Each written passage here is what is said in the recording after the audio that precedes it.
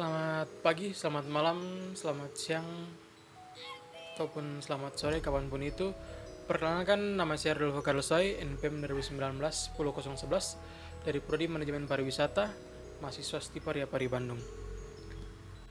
Nah, yang akan saya bahas kali ini adalah perencanaan usaha setelah masa pandemi virus corona atau COVID-19 ini. Nah, seperti yang kita tahu, di masa karantina ini banyak sekali masyarakat yang sedang mengimpikan setelah habis masa corona ini, apa yang akan mereka lakukan, apa yang ingin mereka buat, apa yang ingin mereka rencanakan semua. Nah, maka dari itu, sebelum saya melakukan usaha, saya akan melakukan observasi dulu.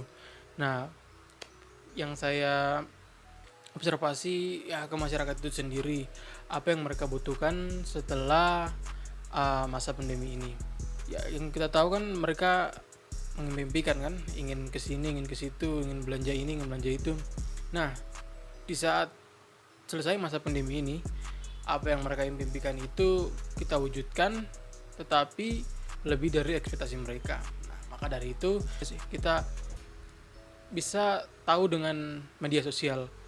Nah, setiap postingan mereka pasti curhat ataupun apapun itu di media sosial.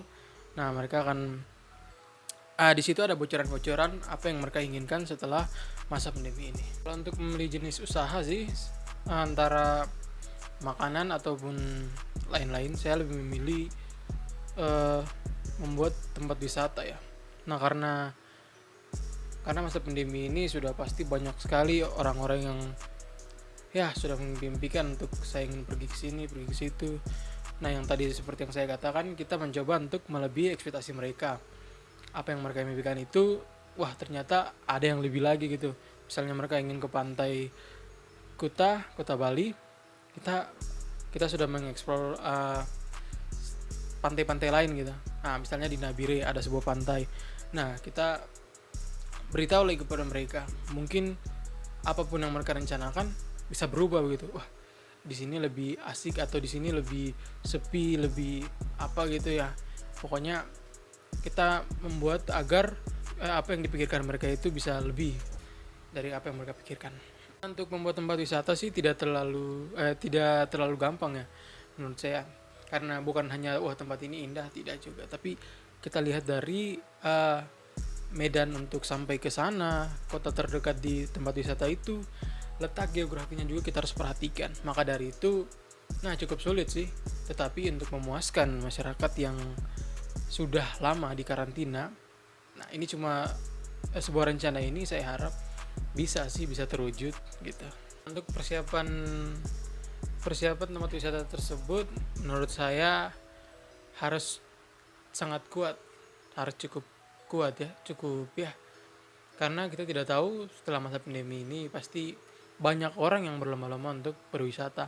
Maka dari itu untuk tempat penginapan dan tempat penampungan tempat wisata itu bisa melebihi kapasitas lah. Jika usaha atau tempat wisata yang sudah kita rencanakan ini tercapai atau sudah jadi, tidak luput juga kita untuk melakukan promosi.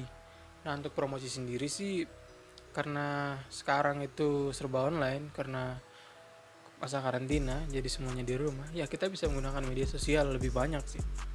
Nah, untuk menarik perhatian juga kita bisa menggunakan pemotongan harga seperti hotel-hotel terdekat atau tempat-tempat penginapan terdekat itu melakukan potongan harga yang pantas lah, dan juga untuk tempat wisata tersebut.